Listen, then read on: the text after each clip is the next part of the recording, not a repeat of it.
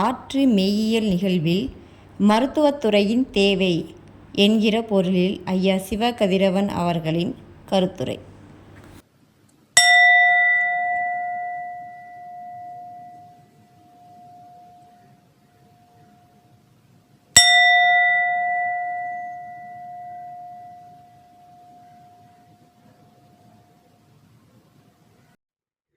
அனைவருக்கும் வணக்கம்.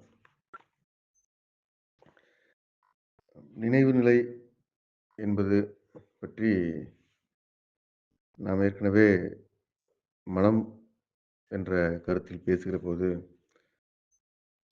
பகிர்ந்து கொண்டோம். கூடுதலாக நினைவு நிலை பற்றி விரிவான கருத்துக்களை தெரிந்து கொள்ளலாம்.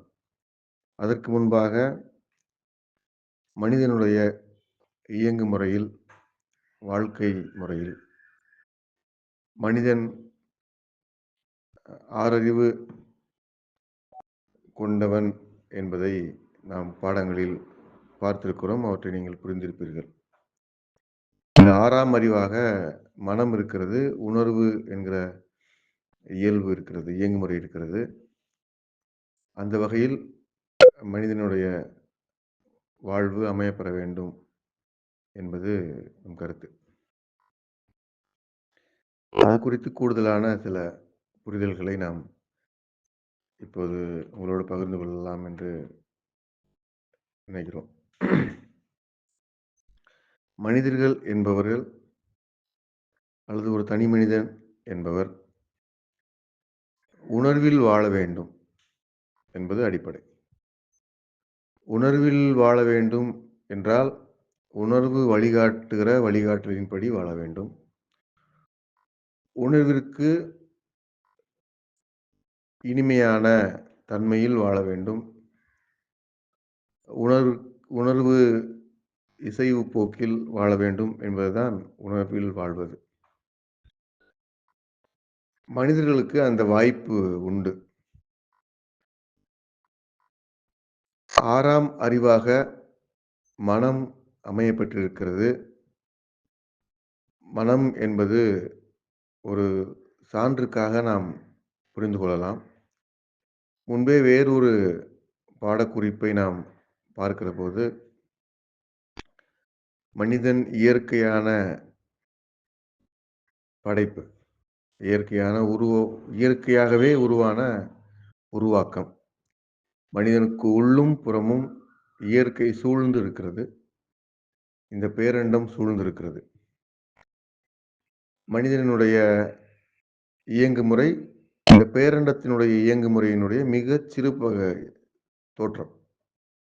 ஒப்பிட்டு பார்க்கையில் பேரண்டத்தினுடைய இயக்கமும் மனிதனுடைய இயக்கமும் ஒத்த தன்மையில் இருக்கிறது. எனவே அண்டத்தில் உள்ளது பிண்டம், பிண்டத்தில் உள்ளது அண்டம் என்ற மெய் மொழியெல்லாம் வந்திருக்கின்றன என்பதை நாம் பார்த்தோம். இந்த ஒப்பிட்டு பார்க்கிற காரண காரிய அடிப்படையில் மனிதனுக்கு உடல் இருக்கிறது என்பதற்கு ஒப்பாக இந்த நிலத்திற்கு, பூமிக்கு பூமிதான் உடலாக இருக்கிறது. பூமிக்கு வெளியில் பூமியினுடைய உணர்வு நிலையாக மனம் இருக்கிறது.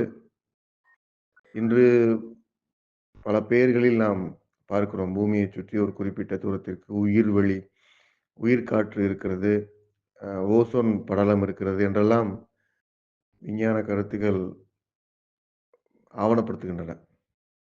இந்த கருத்துக்கள்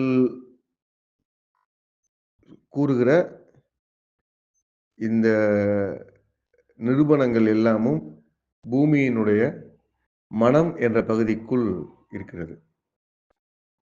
இந்த நிலப்பரப்பு, இந்த உருளையாக இருக்கிற நிலப்பரப்பு தன்னை சுற்றி இருக்கிற அல்லது தன் மீது படர்ந்திருக்கிற, தன்னை நம்பி இருக்கிற பல வகையான உயிரினங்களை, உணர்வு நிலைகளை உள்ளிழுத்துக் கொள்கிறது, அரவணைத்துக் கொள்கிறது. அப்படியான ஒரு உணர்வோடு இருக்கிறது. அந்த உணர்வு பூமிக்கு மனம். அந்த உணர்வு எல்லையிலேயே காற்று இருக்கிறது, உயிர்க்காற்று இருக்கிறது, மற்ற காற்று வகைமைகள் இருக்கின்றன, நகர்வு இருக்கின்ற நகர்வுகள் இருக்கின்றன, உயிரினங்கள் வாழ்வதற்கான சாத்தியப்பாடுகள் இருக்கின்றன. அம் சூரியனில் இருந்து வருகிற ஒளியினை முறைப்படுத்துகிற முறைப்பாடுகள் இருக்கின்றன. பேரண்டத்தில் நகர்கிற எல்லா நகர்வுகளையும் ம் நேர்த்தியாக உள்கிரகித்துக் கொள்கிற கிரகிப்பு முறைகள் இருக்கின்றன. இவையெல்லாம் பூமி கோளத்தினுடைய மன எல்லை. இப்படியான ஒரு மன வடிவம் ஒரு தனி மனிதனுக்கு இருக்கிறது. இந்த தனி மனிதனினுடைய மன வடிவம் அவரைச் சுற்றி இருக்கிற சூழல் மீது எல்லாவற்றையும் உள்கிரகித்துக் கொண்டு, அந்த உடலினுடைய இயக்கத்திற்கு பொருத்தமான வகையில் அவற்றை நெறிப்படுத்தி, வாழ்வை மேன்மையாக வாழ்வதற்குரிய வழிகாட்டலை தந்து கொண்டிருக்கிறது என்பதுதான் இந்த ஒப்பீட்டின் வழியாக நாம் முடிவு செய்கிற காரண காரிய பார்வை. இந்த காரண காரிய பார்வையின் அடிப்படையில் இந்த ஒப்பீடை புரிந்து கொள்கிறோம். அந்த வகையில் மனிதனுடைய மனம் என்பது அவர்களுக்கு வழிகாட்டிக் கொண்டிருக்கிறது. வழிகாட்டும் என்பதுதான். வழிகாட்டல் என்பது யாரோ ஒருவர் கைப்பிடித்து கொண்டு போய் வேண்டிய இடத்தில் சேர்த்து விடுவார் என்பதாக பொருள் அல்ல. அப்படியான பொருள் அன்று இது. வழிகாட்டல் என்பது உங்களுக்கு பொருத்தமான உந்துதலை உங்களுக்கு தந்து கொண்டே இருக்கும். அதுதான் வழிகாட்டல்.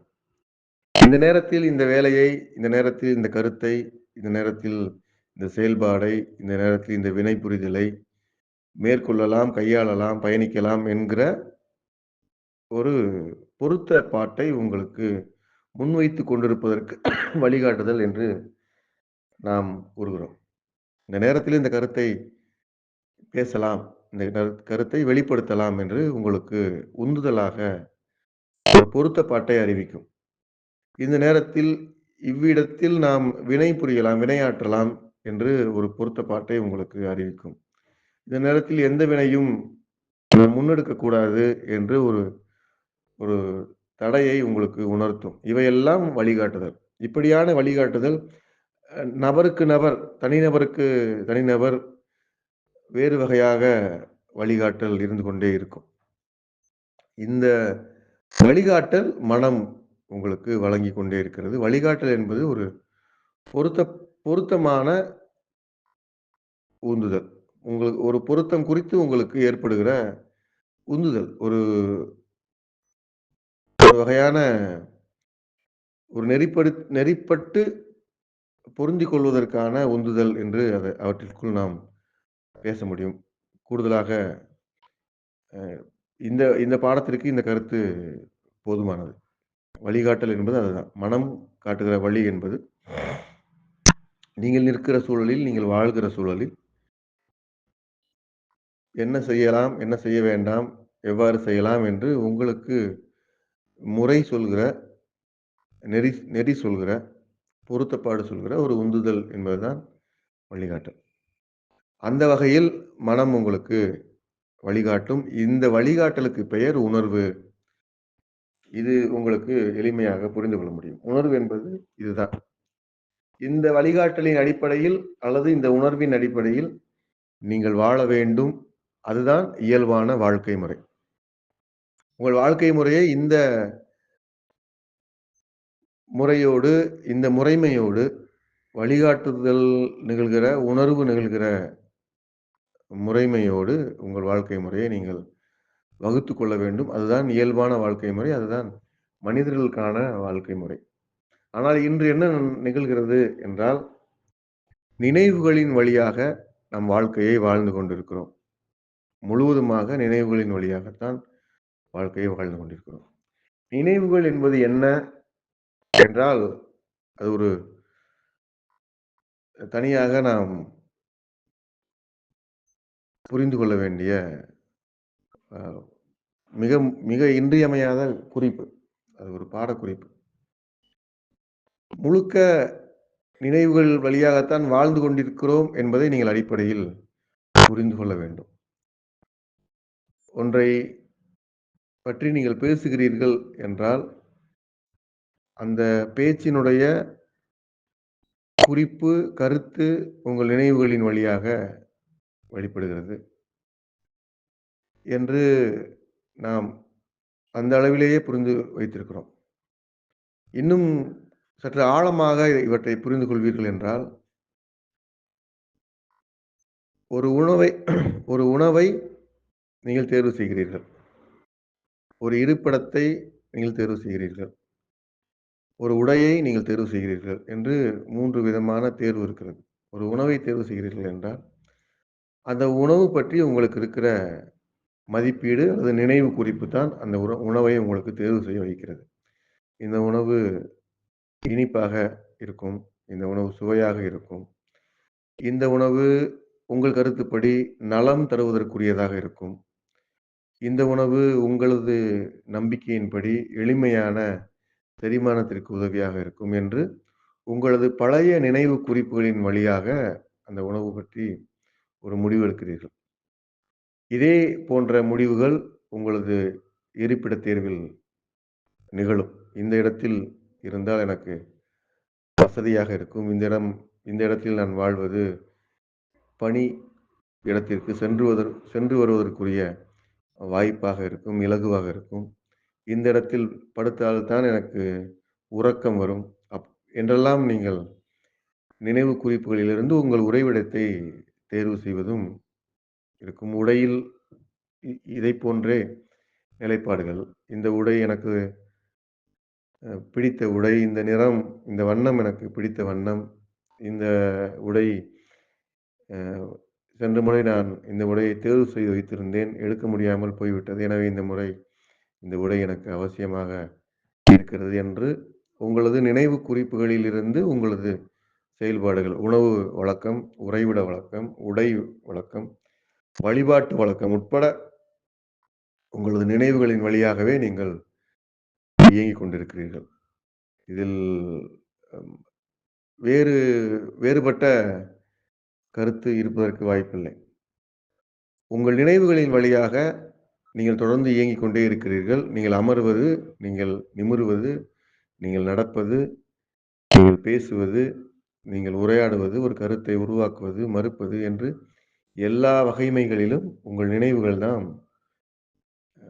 மையமாக செல்வாக்கு செலுத்துகிறது. இந்த நினைவுகள் என்பது உங்கள் அறிவினுடைய சேகரிப்பால் வந்தவை. உங்கள் கண்கள் வழியாக பார்த்த காட்சிகளை நீங்கள் நினைவில் வைத்திருக்கிறீர்கள். உங்கள் காதுகள் வழியாக கேட்ட ஒலி அமைப்பை, ஒலி குறிப்புகளை நீங்கள் நினைவில் வைத்திருப்பீர்கள்.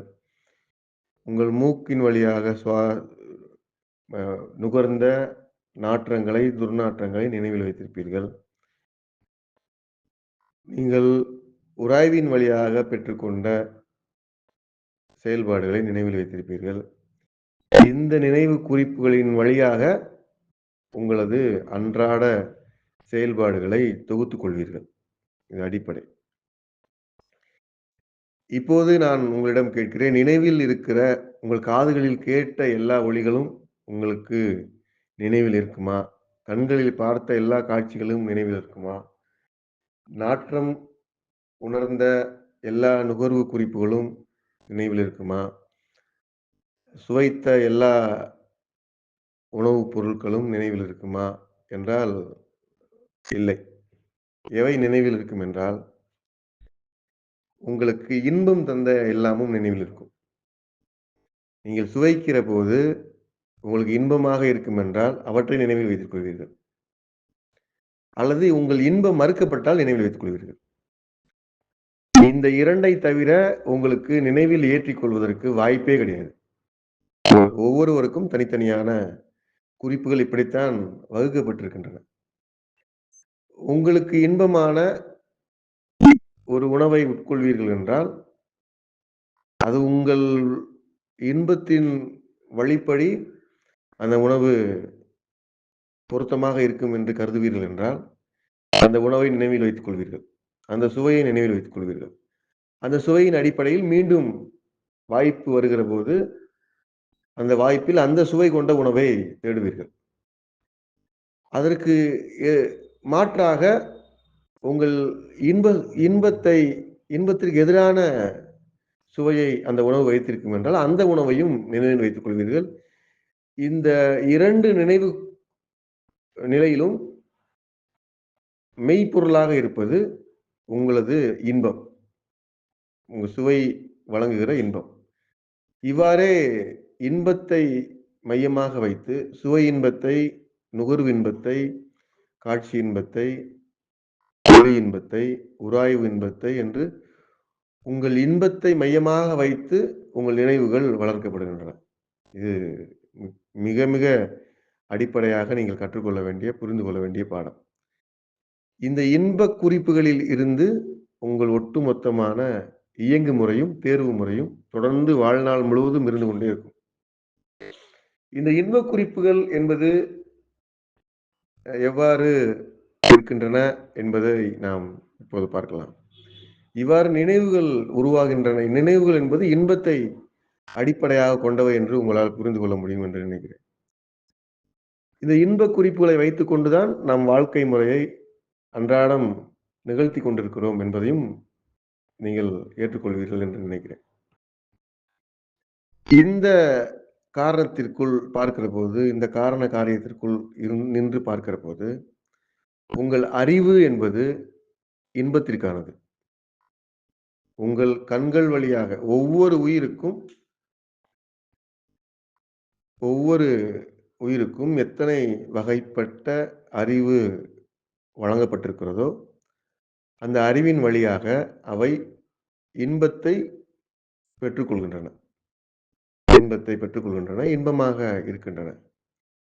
நீங்கள் வழக்கத்தில் இருக்கிற இன்பம் என்ற சொல்லுக்கு நாம் வைத்திருக்கிற கேளிக்கைகளும், கொண்டாட்டத்தையும் இவற்றில் பொருத்திக் கொள்ளக்கூடாது. ஒரு மரம், ஒரு செடி ஓரறிவு பெற்று வளர்கிறது என்றால், அது இன்பத்தோடு தன்னை வெளிப்படுத்திக் கொள்கிறது. ஈரறிவு அவற்றைப் போலவே நாவழியாக இன்பத்தை பெற்றுக்கொண்டு தன்னை வளர்த்துக் கொள்கிறது. உராய்வின் வழியாக இன்பத்தை பெற்று தன்னை வளர்த்துக் கொண்டிருக்கிறது. இவ்வாறே ஒவ்வொரு வகைமையிலும் அறிவு வழங்கப்பட்ட ஒவ்வொரு உயிரினமும் இன்பத்தை வழங்கப்பட்ட அறிவின் வழியாக பெற்றுக்கொண்டு அந்த வாழ்வை நிறைவு செய்கின்றன. இந்த இன்பத்தை எது பெற்றுக்கொள்கிறது? அந்த உயிரின் உள்ளே இன்பத்தை பெற்றுக்கொள்கிற இயங்குமுறை என்ன என்பது சிந்தனை முறை சம்பந்தப்பட்டது. சிந்தனை முறை குறித்து நாம் விரிவாக இன்னொரு பகுதியில் பேச வேண்டும். ஆனால் அடிப்படையில் அறிவு என்பது இன்பத்தோடு தொடர்புடையது. உங்களுக்கு வழங்கப்பட்டிருக்கிற 5 கூடுதலாக 1 6 அறிவும் உங்களது இன்பத்தோடு தொடர்புடையது. மிக நெருக்கமான தொடர்புடையது. இன்பம் நுகருவதற்காகவே, இன்பத்தை பெற்றுக்கொள்வதற்காகவே நுகரும் என்ற வார்த்தை வேறு பொருளில் வழங்கப்படுகிறது. இன்பத்தை பெற்றுக்கொள்வதற்காகவே உங்கள் அறிவு உங்களுக்கு வாய்த்திருக்கிறது. அந்த வகையில் நீங்கள் இன்பத்தை பெற்றுக்கொள்கிறீர்கள். இந்த இன்பம் பெற்றுக்கொள்ளும் இந்த வகைமைகள் பற்றி உங்களுக்கு புரிந்து கொள்ள முடிகிறது. இந்த வகையிலேயே உங்களது நினைவு குறிப்பு மனம் என்று நினைத்துக்கொண்டு உங்களை வழிநடத்துகிறது. இவையெல்லாம் நினைவு குறிப்பு என்று நீங்கள் துல்லியமாக புரிந்து கொள்வீர்கள் என்று நான் நினைக்கிறேன். அந்த வகையில் 5 வகைப்பட்ட அறிவு வளர்ச்சியும் இன்பத்தை பெற்றுக்கொள்வதற்காக இன்பத்தை பெற்றுக்கொண்டு இயங்கு முறையில் பொருத்திக் கொண்டு அவை இயங்கிக் கொண்டே இருக்கின்றன. இன்பம் சூழ இயங்கிக் கொண்டே இருக்கின்றன. இவற்றில் மனிதர்களுக்கு மட்டும் இந்த இன்பம் குறித்த நிலையில் வேறு சில கருத்துக்களும், வேறு சில வெளிப்பாடுகளும் இருக்கின்றன. அவை சிந்தனா முறை என்கிற கருத்துக்களில் நாம் பார்க்கலாம். அடிப்படையில் மனிதர்களுக்கு இந்த இன்பம் குறித்த அந்த நினைவு குறிப்புகளை தொடர்ந்து தக்க வைப்பதற்குரிய நுட்பத்தை மனிதர்கள் கற்று வைத்திருக்கிறார்கள். நினைவு குறிப்பு என்பது இந்த தக்க வைக்கும் நிலையோடு தொடர்புடையது. இவையெல்லாம் சிந்தனா முறை குறித்த பாடத்தோடு நாம் பொருத்தி பார்க்கிற போது இன்னும் முழுமையான புரிதலை பெற்றுக்கொள்ள முடியும். இப்பொழுது நாம் இன்பம் என்பது எவ்வாறு நிறைவு பெறுகிறது, எவ்வாறு பொருந்தி போகிறது என்பதை புரிந்து கொள்ளலாம். இப்போது இந்த பூமியினுடைய ஒரு இயங்கு துகள் ஒரு காட்டில் வாழ்கிற ஒரு புலி. ஒரு சான்றாக சொல்கிறேன். காற்றில் வாழ்கிற ஒரு புலி இந்த பேரண்டத்தினுடைய ஒரு இயங்கு துகள். ஒரு சிறிய துகள். இந்த சிறிய துகள் இந்த பேரண்டத்திற்குள் தன்னை பொருத்திக் கொள்வதற்காக அந்த சிறிய துகளுக்குள் ஒரு மாற்றம் ஏற்படுகிறது. அது வெளியிலிருந்து ஒன்றை கிரகித்து தன்னை தக்க வைத்துக் கொள்ள வேண்டியிருக்கிறது.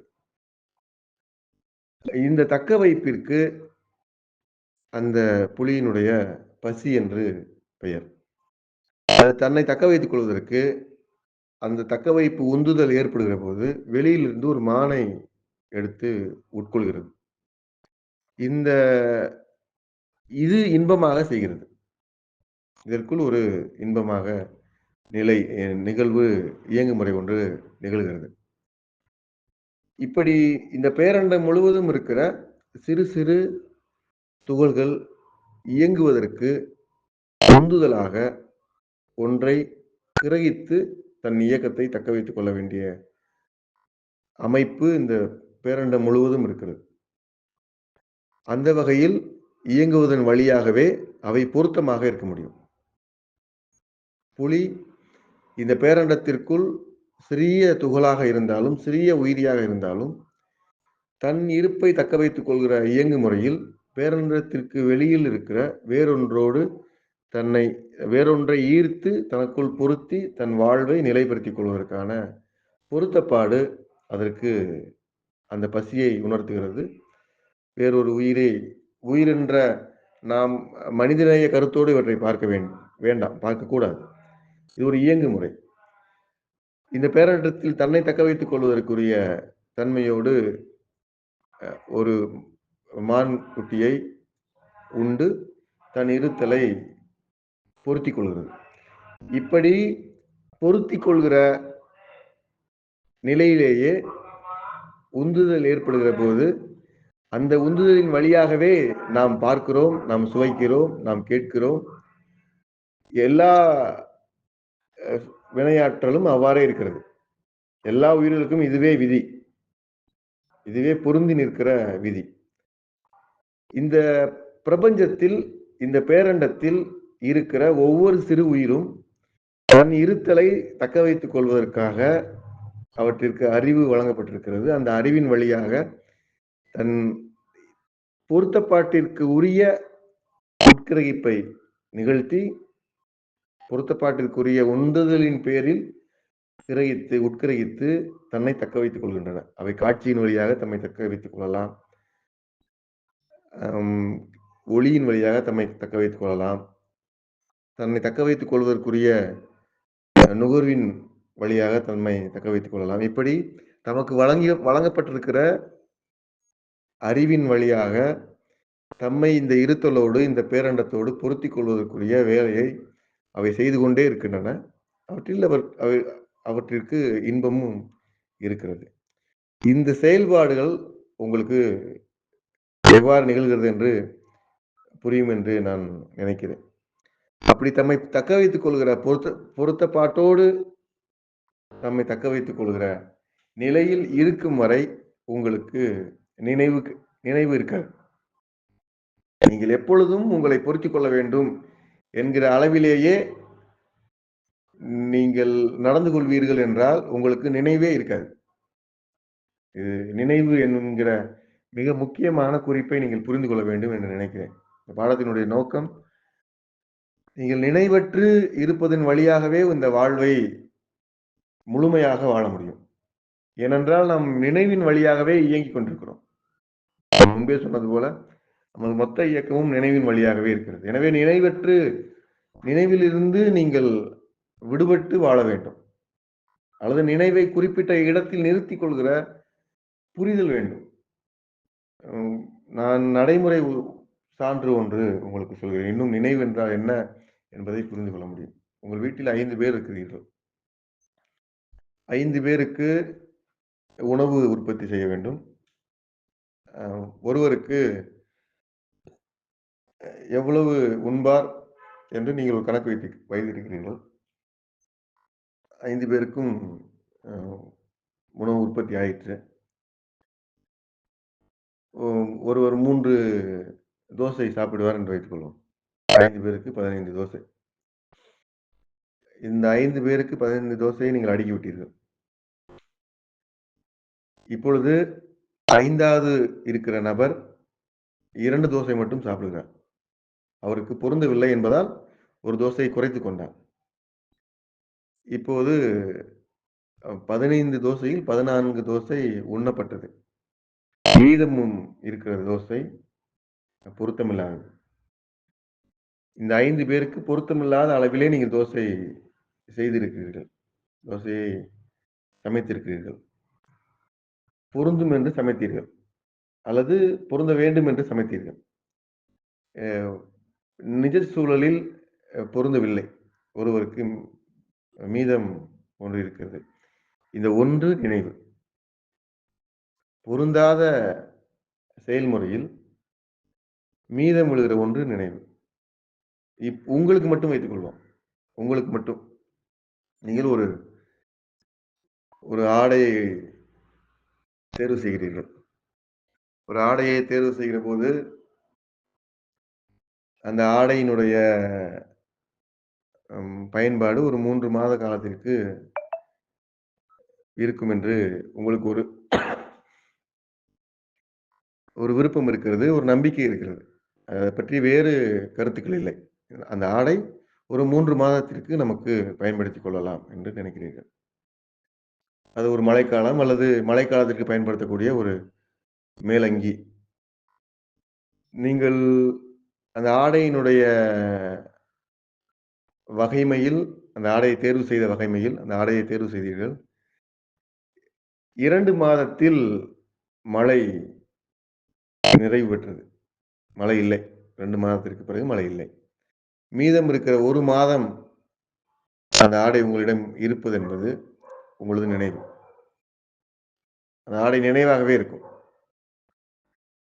3 மாதத்திற்கு பிறகு அந்த ஆடையினுடைய காலம் நிறைவு பெறும் என்று வைத்துக் கொண்டால், அந்த நிறைவு பெறும் காலம் வரை நிறைவு என்பது அந்த ஆடை வேறொரு பயன்பாட்டிற்கு சிதைவுறும் அல்லது பயன்பாட்டிற்கு செல்லும். இந்த அடுத்த பயன்பாட்டிற்கு அந்த ஆடை செல்லும் வரை அந்த ஆடை உங்களிடம் நினைவாகவே இருக்கும். 3 மாதம் தாங்கும் என்று நீங்கள் ஒரு இலையை மடித்து அந்த இலையினுடைய தன்மை உணர்ந்து 3 மாதத்திற்கு ஒரு இலையை ஒரு அங்கி போல் செய்து கொண்டீர்கள். அந்த அங்கியை பயன்படுத்துகிறீர்கள். 2 மாதம் மழை பெய்கிறது. 2 மாதத்திற்குள் அந்த அங்கியை முழுமையாக பயன்படுத்துகிறீர்கள். இப்போது மழை நின்றுவிட்டது. ஆனால் இந்த அங்கி இலையால் செய்யப்பட்ட அங்கி அடுத்த கட்டத்திற்கு சிதைவிற்கு உள்ளாவதற்கு அல்லது பயன்பாட்டிற்கு செல்வதற்கு இன்னும் 1 மாத காலம் இருக்கிறது. இந்த 1 மாத காலம் என்பது அந்த அங்கி குறித்த நினைவு. இதுதான் நினைவு. உங்களுக்கு பொருத்தப்பாட்டிற்குரிய அளவிலிருந்து கூடுதலாக ஒன்றை நீங்கள் இணைத்துக் கொள்வீர்கள் என்றால், பொருத்தம் என்று மதிப்பீடு செய்து நீங்க இணைத்துக் கொள்வீர்கள் என்றால், இந்த இணைப்பு பொருத்தம் நிறைவு பெற்றவுடன் மிஞ்சுகிற போது நினைவாக இருக்கும். இது அடிப்படையான நினைவு பற்றிய புரிதல். இந்த கருத்தை நீங்கள் புரிந்து கொள்ள வேண்டும். இதைப் போலவே உங்கள் பொருத்தத்திற்கு உரிய அளவில் பொருத்தம் உணர்ந்து பொருத்தம் பற்றி நம்பிக்கையோ, மதிப்பீடோ செய்யக்கூடாது. பொருத்தம் உணர வேண்டும். மனம் பற்றி பேசுவதற்குரிய மிக முக்கியமான கருத்துக்களை நீங்கள் உள்வாங்கிக் கொள்ள வேண்டும். அவற்றிலிருந்து நீங்கள் பொருத்தம் என்பதற்குரிய விடைகளை கண்டுகொள்ளலாம். பொருத்தம் என்பது உணர்தலின் அடிப்படையில். பொருத்தத்தின் அடிப்படையில் அல்லது உணர்தலின் அடிப்படையில் இந்த சுவை இவ்வளவு எனக்கு பொருத்தமானது என்று கச்சிதமான பொருத்த அளவில் சுவையை எடுத்துக்கொள்வீர்கள் என்றால் அது நினைவாக மிஞ்சாது. கச்சிதமான அளவில் நாற்றத்தை உணர்ந்து கொள்வீர்கள் என்றால் அவை நினைவாக மிஞ்சாது. நன்றாக இருக்கிறது என்று அல்லது நன்றாக இருக்கும் என்று, நன்றாக இருக்க வேண்டும் என்று நீங்கள் நம்பிக்கையின் பேரிலோ, கூடுதல் மதிப்பீட்டின் பேரிலோ, கூடுதலான சுவையை நீங்கள் பெற்றுக்கொள்வீர்கள் என்றால், உங்கள் பொருத்தப்பாட்டிற்கு அதிகமாக இருக்கிற எல்லாமும் நினைவாகவே இருக்கும். இது உரையாடலில், உறவாடலில், வழிபாடுகளில், உணவில், உடையில், உறைவிடத்தில் எல்லாமும் இப்படியே இருக்கும். உங்கள் நினைவுகள் எல்லாமும் உங்கள் பொருத்தப்பாட்டினுடைய உணர்வை மறுதலித்து, உங்கள் பொருத்தப்பாட்டிற்குரிய உணர்வை நீங்கள் கைவிட்டு, உங்கள் மதிப்பீட்டிலிருந்து, உங்கள் நம்பிக்கையிலிருந்து, உங்கள் விருப்பங்களிலிருந்து, விருப்பம் என்பது உங்கள் ஆசையிலிருந்து, நான் ஆசை என்று விருப்பம் என்பதற்கு வேறொரு பொருள் இருக்கிறது. உங்கள் ஆசையிலிருந்து பெற்றுக்கொண்டவை. உங்கள் பொருத்தத்திற்கு மேலாக அவை இருக்கின்றன. பற்றாக்குறை என்பது கூட சிக்கல் இல்லை. நீங்கள் 3 மாதம் மழையில் பாதுகாத்துக் கொள்வதற்கு ஒரு இலையை கட்டிக் கொள்கிறீர்கள். உங்கள் அங்கிக்காக ஒரு இலையை தைத்துக் கொள்கிறீர்கள் என்றால், மழை 5 மாதம் பெய்கிறது என்றால் கூட, அந்த நைந்த சிதைவான இலையை வைத்துக்கொண்டு நீங்கள் 5 மாதத்திற்கு பற்றாக்குறையோடு வாழ்ந்து விட முடியும். அங்கு நினைவு பிரச்சனையே இல்லை. நினைவு குறிப்பே இருக்காது.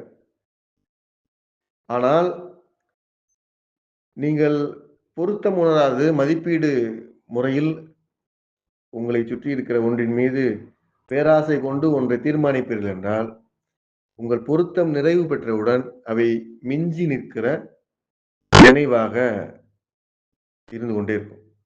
இந்த நினைவே உங்களை தொடர்ந்து இயக்கும். உங்கள் அறிவு வழியாக எவ்வளவு உராய்வு வேண்டும் என்று நீங்கள் பொருத்தம் உணர்ந்து உங்கள் வினையாற்றுவீர்கள் என்றால், உங்களுக்கு உராய்வு என்பது நினைவாக இருக்காது. எவ்வளவு உணவு வேண்டும், எவ்வளவு சுவை வேண்டும் என்று பொருத்தம் உணர்ந்து சுவைப்பீர்கள் என்றால், உங்களுக்கு சுவை மிஞ்சாது, நினைவும் இருக்காது. இதைப் போலவே உங்களது வழி, உங்களது மூச்சு உணர்ந்து, நாற்றம் உணர்ந்து, அவற்றிற்குள் இருக்கிற பொருத்தத்தை உணர்ந்து நீங்கள் பெற்றுக்கொள்வீர்கள் என்றால், அவற்றிற்குள்ளும் நினைவு தேங்காது. இவ்வாறே ஒளியும், கண்ணும், காட்சியும். உங்கள் பொருத்தம் உணர்ந்து ஒரு காட்சியை பார்ப்பீர்கள், உள்வாங்கிக் கொள்வீர்கள் என்றால், அவை உங்களை தக்க வைக்கும். கூடுதலாக பெற்றுக்கொள்கிற காட்சி உங்கள் நினைவாக உங்களிடம் தேங்கிக் கொண்டே இருக்கும். இவையெல்லாம் நினைவுகள். எனவே நீங்கள் பொருத்தப்பாடோடு வாழ வேண்டும் என்பதும், உங்கள் விருப்பத்திலிருந்து, மதிப்பீடுகளிலிருந்து உங்கள் வாழ்க்கை முறையை வைத்துக் கொள்ளக்கூடாது என்பதும், அடிப்படையில் மனம் பற்றி நீங்கள் புரிந்து கொள்ள வேண்டிய இன்றியமையாத பாடம். நீங்கள் இதுவரை நினைவாக வைத்திருக்கிற எல்லாமும் பொருத்தம் உணராது செய்தவை. சுவையாக இருப்பது, உங்களது உராய்வாக இருப்பது, சுவையாக இருப்பது, நாற்றமாக இருப்பது, நுகர்வாக இருப்பது மற்றும் செவியாக இருப்பது, ஒளியாக இருப்பது, காட்சியாக இருப்பது. இவை நினைவு குறிப்புகள் இருக்கின்றன. நீங்கள் உங்களுக்கு இன்னொரு சான்று சொல்லும்போது உங்களுக்கு இன்னும் விரிவாக அவை புரிந்து கொள்ள முடியும் அவற்றை. உங்களுக்கு இரவு நேரம் நீங்கள் உறங்க வேண்டிய தன் பொறுப்பு இருக்கிறது. உங்கள் ஆசையின் காரணமாக ஒரு தொலைக்காட்சி பார்க்கிறீர்கள். இரவு நேரத்திற்கு முற்றும் பொருத்தமில்லாத பார்வை நிலை அது. பார்க்கக்கூடாது, பார்க்க வேண்டியதில்லை, பார்க்கக்கூடாது. பொருத்தமில்லாத செயல்பாடு அது. உங்களை இரவில் பொருத்திக் கொள்வதற்கு இந்த காட்சி அவசியமில்லை. இரவில் நீங்கள் கண்களை மூடி உறங்க வேண்டியது இயல்பாக இருக்க வேண்டும். ஆனால் இந்த காட்சியை நீங்கள் காண்கிறீர்கள். இந்த காட்சி பொருத்தமில்லாத நிலையில் பார்க்கிறீர்கள், அல்லது உங்கள் பேராசை கொண்டு பார்க்கிறீர்கள். உங்கள் வேறு ஒரு மதிப்பீடு கொண்டு பார்க்கிறீர்கள். நாளைய பற்றிய மதிப்பீடு கொண்டு பார்க்கிறீர்கள். இந்த பார்வையின் வழியாக நீங்கள் பெற்றுக்கொள்வது கூடுதலான பொருத்தப்பாடுக்கு கூடுதலான காட்சி வடிவங்கள். இவை எல்லாமும் நினைவாக சேகரிக்கப்படும். இசை கேட்கிறீர்கள். இசை கேட்க வேண்டும் என்று இரவு நேரத்தில் இசை கேட்கிறீர்கள். இந்த இசையை கேட்கிற போது இந்த உங்களை சுற்றி இருக்கிற இரவு நேரத்திற்கு நீங்கள் உங்களை சூழ்ந்திருக்கிற இரவு பொழுதிற்கு இவை பொருத்தமானதாக இருக்கும் என்றால் நிச்சயமாக இல்லை. உங்கள் பொருத்தத்திற்கு தொடர்பற்றது. உங்கள் உணர்வு நிலைக்கு தொடர்பற்றது. நீங்கள் இரவு நேரத்தில் வேறொரு மதிப்பீடு காரணமாக, வேறொரு பதட்டத்தின் காரணமாக, வேறொரு விளைவின் காரணமாக நீங்கள் இரவு தூக்கத்தை தள்ளி வைத்துவிட்டு இசையை கேட்கிறீர்கள். இது பொருத்தமில்லாத நிலை. இந்த சூழலில் நீங்கள் இசை கேட்கிற போது உங்களுக்கு பொருத்தமான நிலை வரை நீங்கள் இசையை உள்வாங்கிக் கொள்ள முடியும். மற்ற எல்லாமும் உங்களுக்கு நினைவாகவே தேக்க முடியும். இவைதான் நினைவுகள் பற்றிய நாம் கற்றுக்கொள்ள வேண்டிய புரிதல். நினைவுகள் இவ்வாறுதான் தேக்கம் அடைகின்றன. பொருத்தம் என்பது கச்சிதமாக உங்கள் இயல்பை, உங்களது இருப்பை உணர்ந்து, இயல்பை உணர்ந்து இருப்பை தக்க வைத்துக் கொள்வதற்குரிய இயங்குமுறை. அதற்கு பெயர் பொருத்தம். நீங்கள் அந்த வேளையில் அவற்றை செய்யவில்லை என்றால் உங்கள் இருப்பு சிக்கலுக்குள்ளாகும். மனித மனங்களில் மட்டும் அல்லது மனித அறிவு சேகரிப்பில் மட்டும், மனித பழக்க வழக்கங்களில் மட்டும் பொருத்தம் என்கிற நிலை கடந்து பேராசையின் காரணமாக இவற்றை பொருத்தமில்லை என்றாலும் சேகரித்து வைக்கிற ஒரு முரண் இருக்கிறது. நாம் இது தனியாக பேச வேண்டியது. இதனுடைய விளைவாக இப்படி இருக்கிறது. அடிப்படையில் நீங்கள் நினைவற்று நீங்கள் உங்கள் வாழ்வை வாழ வேண்டும் என்றால் உங்கள் மனம் வழிகாட்டுகிற உணர்வில் நின்று அந்த உணர்வை பெற்றுக்கொண்டு உங்களை சுற்றி இருக்கிற உங்களுக்கு பொருத்தமான ஒன்றோடு உட்கரையிப்பதோ பகிர்ந்து கொள்வதோ நடக்கும் என்றால் உங்கள் வாழ்வு சிறந்த வாழ்வாக இருக்கும். மனிதர்களுக்கு அதுதான் இயல்பான வாழ்வு. 5 அறிவு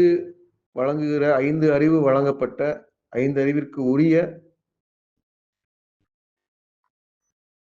இந்த இன்ப கோட்பாடுகள், வளர்ச்சி கோட்பாடுகள் இவை எல்லாமும் பொருத்தப்பாடுகளோடு எல்லா ஜீவராசிகளுக்கும் இருக்கின்றன. மனிதர்களோடு பழகுகிற விதிவிலக்கான சில விலங்குகளை தவிர மற்ற எல்லாமும் பொருத்தம் விலகி செல்வதில்லை. பொருத்தம் விலகி செல்வதே இல்லை. பொருத்தம் விலகி செல்வதற்கு விலங்குகளுக்கு இன்பம் வழங்கப்படுகின்றன. உணவின் வழியாக குறிப்பிட்ட முறைப்படி நடக்கவும் அமரவும் பழக்கப்படுத்தப்படுகிற நாய்க்குட்டிகளுக்கு உணவின் வழியாக, சுவைமிக்க உணவின் வழியாக இன்பம் வழங்கப்பட்டு அவற்றை பழக்கம் செய்கிறார்கள். நினைவை நிறுத்துகிறார்கள். பொருத்தமில்லாத ஒன்றை தருவதன் வழியாக நினைவை சேகரிக்க செய்கிறார்கள். நினைவின் வழியாக அதனுடைய அறிவு சிதைவிற்கு உள்ளாகிறது. இந்த மனித தொடர்பு இல்லாத எல்லா வாழ்க்கை முறையும், எல்லா விலங்குகளினுடைய, எல்லா உயிரினங்களுடைய வாழ்க்கை முறையும் பொருத்தத்திற்கு உள்ளாகவே இயக்கம் இருக்கிறது. பொருத்தம் விலகி எதுவும் செல்வதில்லை. பொருத்தம் விலகி செல்கிற எதுவும் நிலைப்பதில்லை. பொருத்தம் விலகி செல்கிற எதுவும் நிலைக்காது. சிதைவுறும். அது ஒழுங்கு மீறும். பொருத்தம் என்பது பேரண்டத்தினுடைய ஒழுங்கை புரிந்து கொண்டு அவற்றிற்கு இசைவாக செல்வதுதான். எனவே ஒழுங்கு மீறும் என்கிறபோது வாழ்வு சிதைவுறும். வாழ்கிற வாழ்க்கை முறை சிதைவுறும். இன்று நாம் வைத்திருக்கிற எல்லா சிதைவுற்ற வாழ்க்கை முறையும் நினைவால் உண்டானவை. நினைவுகள் எல்லாமும் பொருத்தமின்மையால் உண்டானவை. பொருத்தமின்மை எல்லாமும் பேரண்டத்தினுடைய ஒழுங்கை விட்டு விலகியதால் உண்டானவை. இந்த வகையில் ஒரு புரிதலோடு நாம் நினைவுகள் என்றால் என்ன? நினைவுகளினுடைய உருவாக்கத்திற்கு பொருத்தப்பாடினுடைய பங்கு என்ன என்று நாம் மிக அடிப்படையில் புரிந்து கொள்வதன் வழியாக மனதினுடைய இயக்கம், மனதினுடைய வெளிப்பாடு என்பதை நாம் ஒரு ஒரு குறிப்பாக படித்துக் கொள்ள முடியும். அந்த வகையில் மனம் இயங்குகிற இயக்கம் என்பது தொடர்ந்து உங்களை இருத்தலோடு, பேரண்டத்தோடு தக்க வைத்துக் கொள்வதற்குரிய வழிகாட்டலை வழங்கிக் கொண்டே இருக்கும். மனித இயல்பினுடைய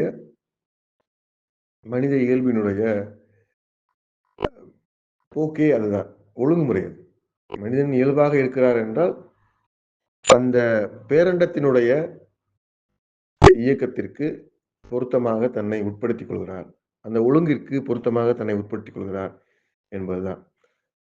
எனவே இந்த பாடத்தில் நாம் புரிந்து கொள்ள வேண்டிய கருத்துக்களாக முன்னிருப்பவை, நாம் நினைவின் வழியாக வாழ்வது ஒழுங்கு மீறல்.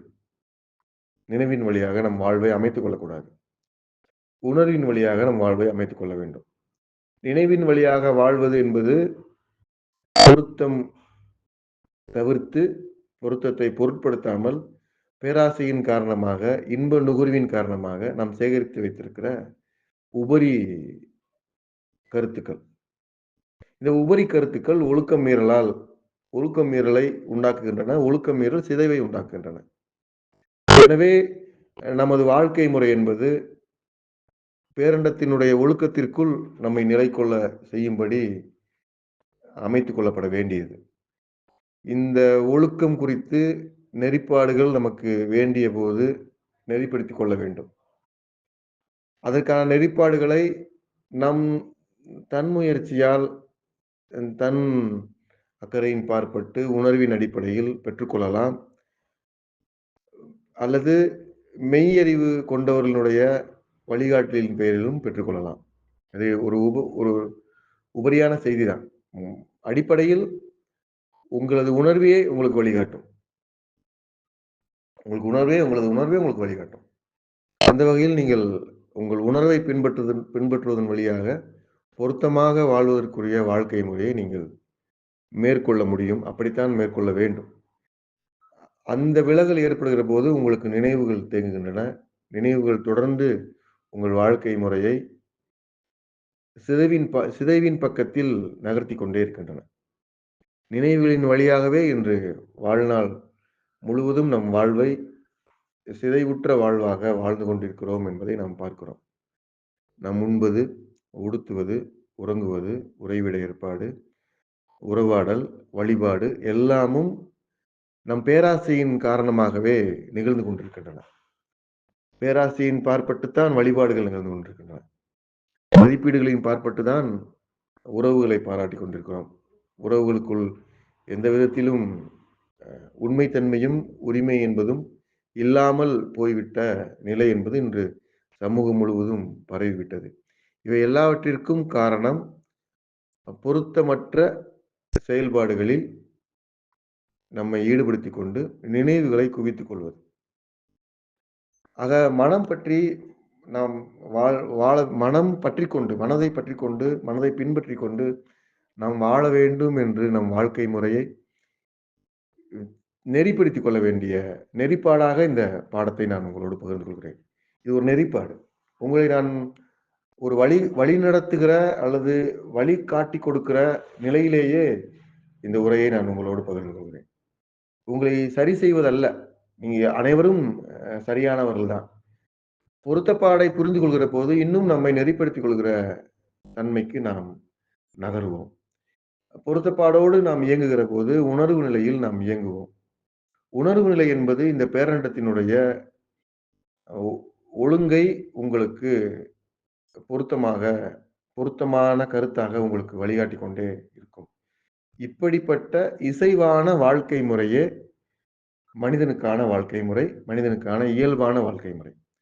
எனவே இயல்பான வாழ்க்கை முறையை நாம் வாழ வேண்டும் என்று தீர்மானிக்கிற போது, உணர்வின் அடிப்படையில் 6வது அறிவு வழங்குகிற உணர்வின் அடிப்படையில், 5 அறிவு தருகிற உணர்வு பொருத்தப்பாடோடு இருக்க வேண்டும். 6வது அறிவு தருகிற உணர்வும் பொருத்தப்பாடோடு இருக்க வேண்டும். இந்த 6 அறிவுகளினுடைய வழிகாட்டலின் பேரில் பொருத்தப்பாடோடு நமது இயல்பு மீறாமல் இயங்குகிற வாழ்க்கை முறை என்பது ஒரு செழுமையான வாழ்க்கை முறை. இந்த வாழ்க்கை முறையை வாழ்வதற்கு முயற்சி எடுக்கிற மனிதராக நாம் இருக்க வேண்டும். இதுதான் அடிப்படையில் மனிதராக வாழ்வதற்குரிய முறைமை. இந்த வகையில் தான் நாம் வாழ்க்கை முறையை வைத்துக் கொள்ள வேண்டும். எண்ணங்கள் வழியாக, நினைவுகளின் வழியாக, சிந்தனை முறை வழியாக வாழ்கிற போது ஏற்படக்கூடிய ஏற்ற இறக்கங்கள் நாம் இன்னொரு பாடத்தில் தனியாக பார்க்கலாம். இந்த பாடத்தில் நீங்கள் புரிந்து கொள்ள வேண்டியது, உங்கள் வாழ்க்கை முறை என்பது உணர்வின் அடிப்படையில் வாழ்வதாக இருக்க வேண்டும். நினைவுகள் விலக்கி வாழ்வதாக இருக்க வேண்டும். இதுவரை நாம் சேகரித்து வைத்திருக்கிற எல்லா நினைவுகளையும் ஓரிரு நாட்களில் விலக்கி வைக்க முடியுமா என்பது தெரியாது. எனவே நாம் என்ன செய்ய வேண்டும் என்றால், உங்கள் உடல் சொல்வதை பின்பற்ற வேண்டும். இன்று எனக்கு பொருத்தமான சுவை என்ன என்பதை நினைவுகள் தருகிற பார்வையை விலக்கி, சற்று காத்திருந்து உணர்வு தருகிற பார்வையோடு அணுக துவங்க வேண்டும். நாற்றத்திற்கும் இவையே, காட்சிக்கும் இவையே, ஒளிக்கும் இவையே, உராய்வுக்கும் இவையே அடிப்படை. எல்லாவற்றையும் நெறிப்படுத்துகிற, ஒழுங்கு செய்கிற, ஒழுங்கிற்குள் பொருத்துகிற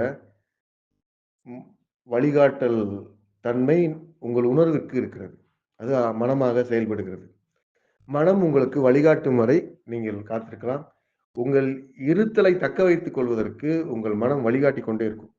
நீங்கள் இருப்பதை தக்க வைத்துக் கொள்வதற்கு, உங்கள் உயிர் வாழ்வை தக்க வைத்துக் கொள்வதற்கு, இவையெல்லாம் இயல்பு. உங்கள் இயல்பை தக்க வைத்துக் கொள்வதற்கு உங்கள் மனம் வழிகாட்டும்.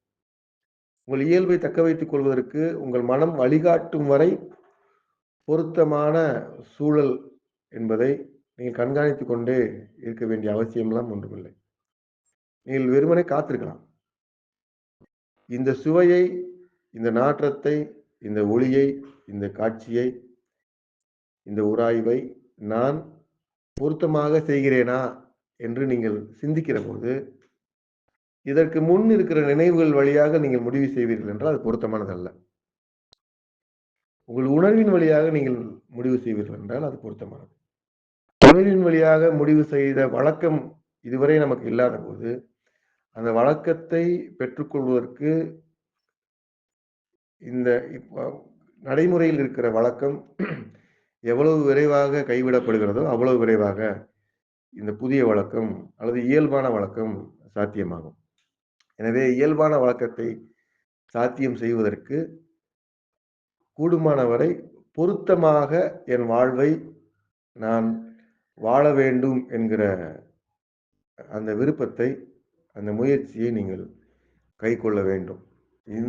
இதன் வழியாக உங்களுக்கு உணர்வு வழிகாட்டல் தொடர்ந்து எளிமையாக இருந்து கொண்டே இருக்கிறது. அவற்றை நீங்கள் புரிந்து கொள்ள முடியும். இவற்றிற்கு தடையாக இருப்பது இதுவரை நாம் வழக்கத்தில் வைத்திருந்த நினைவுகளை பின்பற்றி வாழ்கிற வாழ்க்கை முறை. இப்போது நாம் நினைவுகளை பின்பற்றி வாழ்கிற வாழ்க்கை முறையை தளர்த்தி கொள்ள முயற்சிக்கிறோம். தளர்த்திக் கொள்வதனுடைய தீவிரத்தன்மைக்கு தகுந்தாற் போல உணர்வு வழிகாட்டுதலினுடைய அடர்த்தியை நாம் பெற்றுக்கொள்ள முடியும். அந்த வகையில் தொடர்ந்து செய்கிற போது உணர்வு முறையில் முழு வாழ்வும் மிக விரைவாக நமக்கு கிடைப்பதற்கு வாய்ப்பு இருக்கிறது. கிடைக்கும். கிடைக்கும். அதற்கான நிலையில் தான் நாம் இருக்கிறோம். விரும்புகிற யாவருக்கும் பேரண்டம், பேரன்பை தொடர்ந்து வழங்கிக் கொண்டே இருக்கிறது. உணர்வில் வாழ வேண்டும் என் 6ஆம் அறிவை பயன்படுத்திக் கொண்டு ஒரு முழுமையான மனிதனாக என் வாழ்வை நான் தக்க வைத்துக் கொள்ள வேண்டும் என்று விரும்புகிற எல்லா மனிதர்களுக்கும் இயல்பை பேரண்டம் வழங்கிக் கொண்டே இருக்கிறது. இயல்பில் இருந்து இன்பமான வாழ்வை தொடர்ந்து பெற்றுக்கொள்ள வேண்டும். அப்படி பெற்றுக்கொள்வோம். தொடர்ந்து பேசுவோம்.